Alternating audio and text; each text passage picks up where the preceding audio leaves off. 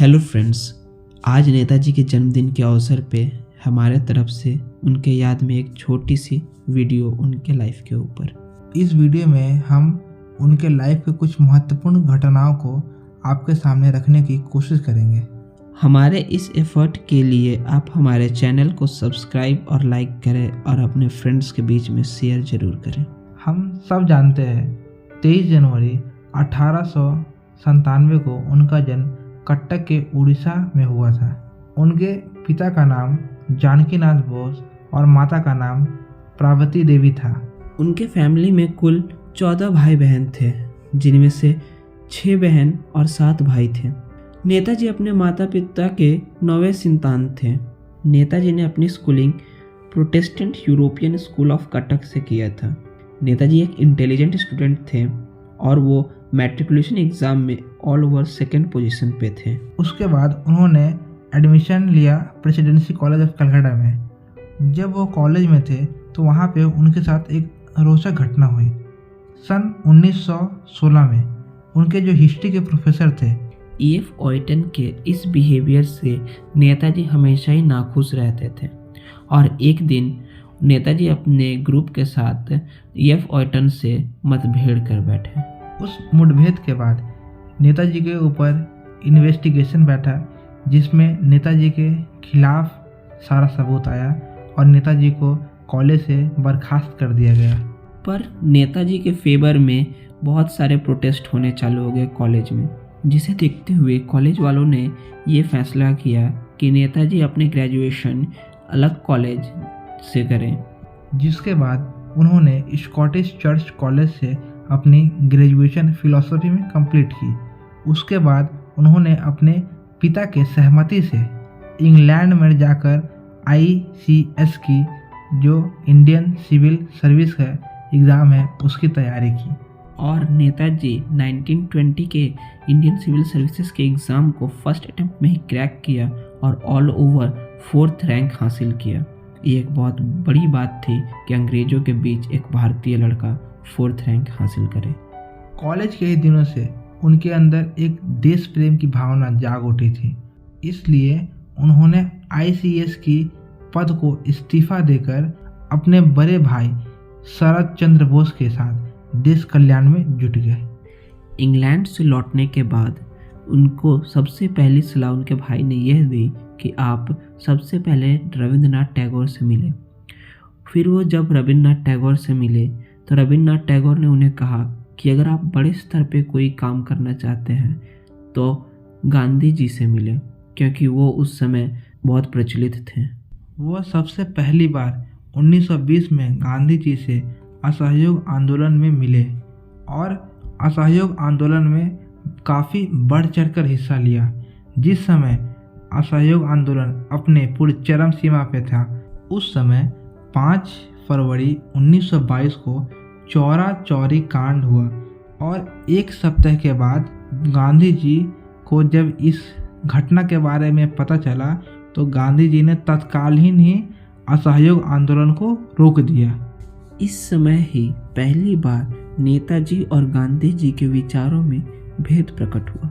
नेताजी का यह मानना था कि जिस समय गांधी जी ने असहयोग आंदोलन को बंद किया वो देश के लिए किसी दुर्भाग्य से कम नहीं था, क्योंकि उस समय ही असहयोग आंदोलन अपने चरम पे था। असहयोग आंदोलन के कारण नेताजी उसमें एक उभरते हुए सितारे से कम नहीं थे।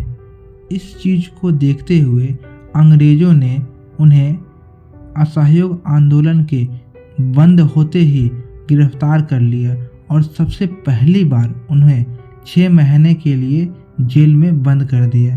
वो अपने जीवन काल में कुल 11 बार जेल में गए थे। जेल से निकलने के बाद नेताजी को गांधी जी ने यह कहा कि आप बंगाल में रहकर ही चित्तरंजन दास के साथ काम करें। वो फिर बंगाल आ गए और चित्तरंजन दास जी के साथ काम करने लगे।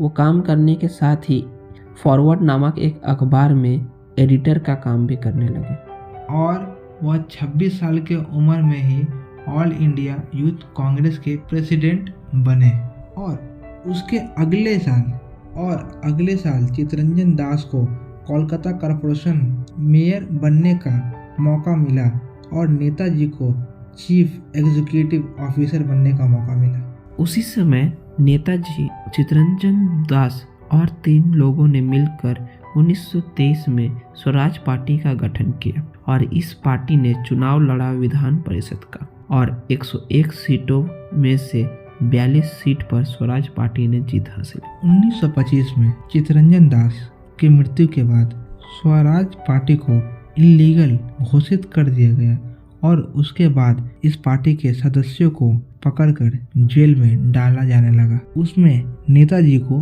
2 साल की सजा हुई। जेल से छूटने के बाद देश भर में उनकी बहुत प्रशंसा हुई और वह काफी लोकप्रिय नेता बन गए। ठीक उसी के बाद गांधी जी ने नेताजी से यह दरख्वास्त की कि उन्हें कांग्रेस को छोड़ देना चाहिए, क्योंकि कांग्रेस में अधिकतर नेता नरम दल के थे और नेताजी एक गरम दल के बनने लगे थे। तो इसी बात को लेकर गांधी जी थोड़े चिंतित होने लगे, किंतु गांधी जी को पता था कि सुभाष चंद्र बोस काफी अच्छे और असरदार व्यक्ति है जो देश के जनता को एक साथ लेकर चल सके। ठीक उसके बाद जुलाई 1942 में जब यूरोप में सेकेंड वर्ल्ड वॉर शुरू हो रहा था और इंडियंस से जब ब्रिटिशर्स ने वर्ल्ड वॉर 2 में मदद मांगी, तो इंडियंस ने एक प्रस्ताव रखा कि वे वर्ल्ड वॉर 2 में ब्रिटिश के तरफ से लड़ेंगे, पर वर्ल्ड वॉर 2 के ख़त्म होते ही ब्रिटिश उन्हें आज़ादी दे दे। पर ऐसा नहीं हुआ। उस समय के वाइसरॉय बिना किसी इंडियन लीडर से पूछे हुए ही वर्ल्ड वॉर में घोषित कर दिए कि इंडिया भी ब्रिटिश के साथ वर्ल्ड वॉर 2 में भाग लेगा। इस इंसिडेंट से नेताजी नाखुश थे और उन्होंने कोलकाता में मास प्रोटेस्ट करना स्टार्ट कर दिया। उनके बढ़ते इन्फ्लुएंस को देखते हुए अंग्रेज़ों ने उन्हें अरेस्ट कर लिया और कोलकाता के प्रेसिडेंसी जेल में डाल दिया। और उसी समय वर्ल्ड वॉर 2 स्टार्ट हो गया था।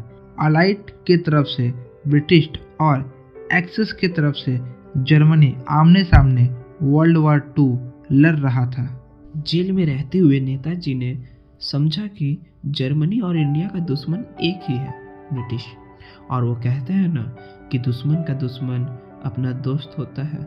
इसीलिए नेताजी जर्मनी जाना चाहते थे, लेकिन जर्मनी जाने के लिए उन्हें जेल से निकलना था और जेल से निकलने के लिए उन्होंने एक तरकीब सोची।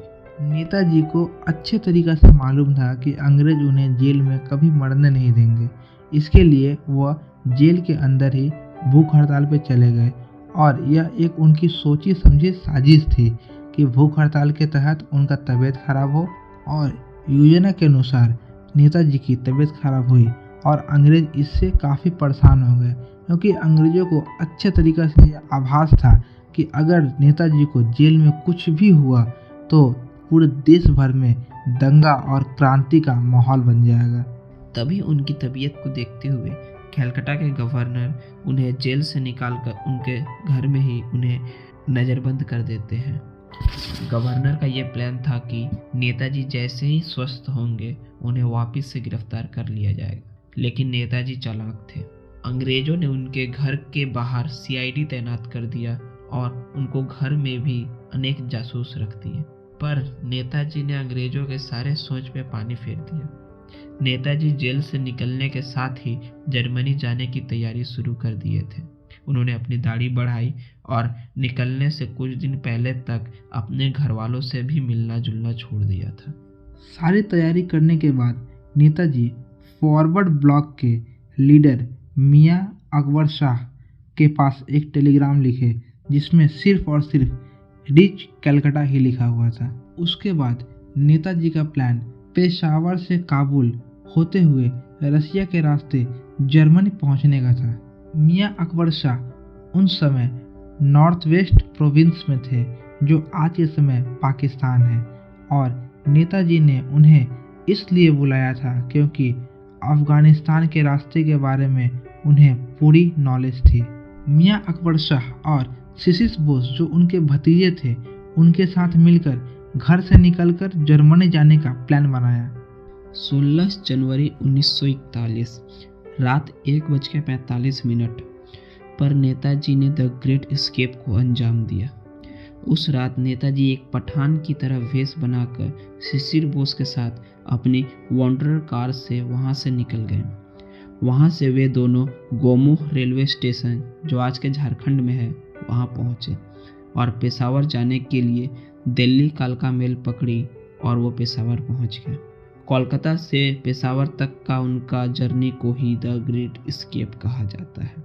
26 जनवरी को नेताजी को कोर्ट में पेश होना था, पर वो तो वहाँ थे ही नहीं। और ये बात जैसे ब्रिटिशर्स को पता चली और ब्रिटिशर्स उन्हें खोजने लगे, पर नेताजी बचते बचाते भारत से बाहर निकल गए और वहाँ से वो मॉस्को तक का सफ़र उन्होंने इटालियन पासपोर्ट से किया और उस पासपोर्ट पर नाम था उनका काउंट ऑरलैंड मोजाटो। मॉस्को से वह रोम पहुँचे और फिर रोम से वो बर्लिन, और बर्लिन हम सब जानते हैं कि जर्मनी की राजधानी है। इस तरह से वो जर्मनी पहुँचे। जब वह जर्मनी पहुँचे और हिटलर से मिलने गए तो उस समय उनके साथ काफ़ी रोचक घटना हुई। हिटलर अपने काफ़ी सारे बहरूपिये पाल के रखे हुए थे।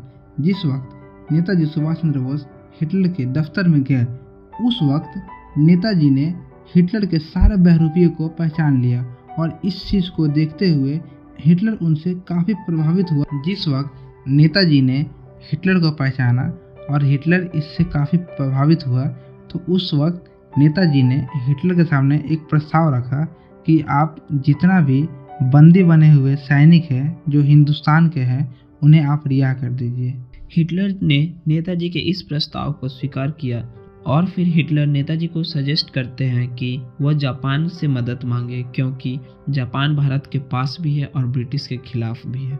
नेताजी की काबिलियत हम इसी से देख पाते हैं कि उस समय भी वह इंटरनेशनल लिंक्स बना रहे थे। हिटलर ने नेताजी को एक बड़ी और प्राइवेट सबमरीन दी। नेताजी को सबमरीन का सफ़र 90 दिनों में पूरा हुआ। सबमरीन से नेताजी सुमात्रा आइलैंड पे पहुँचे और फिर वहाँ से एरोप्लेन से टोक्यो गए। टोक्यो में वह जापान के प्रधानमंत्री से मिले और उन्हें हेल्प करने के लिए कन्विंस कर लिया।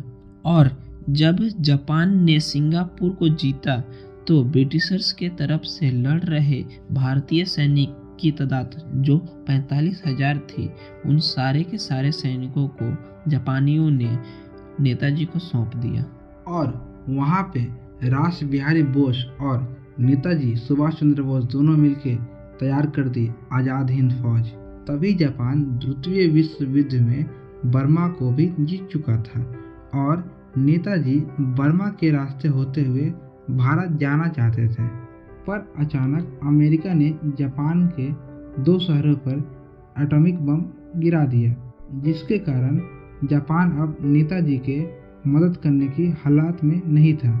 इस हालात को देखते हुए नेताजी वियतनाम से रसिया जाकर वहां से मदद मांगना चाहते थे, पर वियतनाम से वो जिस एयरक्राफ्ट से जा रहे थे वो ताइवान के पास ही क्रैश हो गया। अब उनका डेथ हुआ कि नहीं, ये तो एक सबसे बड़ा कंट्रोवर्सी है ही। पर यहाँ से आज़ाद हिंद फौज को ब्रिटिशर्स ने तोड़ना शुरू कर दिया। उनके सिपाहियों को वह देशद्रोही का आरोप लगाते और उन पे मुकदमे चलाते। लेकिन भले ही नेताजी नहीं रहे, भले ही आज़ाद हिंद फौज नहीं रहा, पर नेताजी के मृत्यु की खबर से लोग बहुत गुस्सा थे और जगह जगह पर प्रोटेस्ट होने लगे।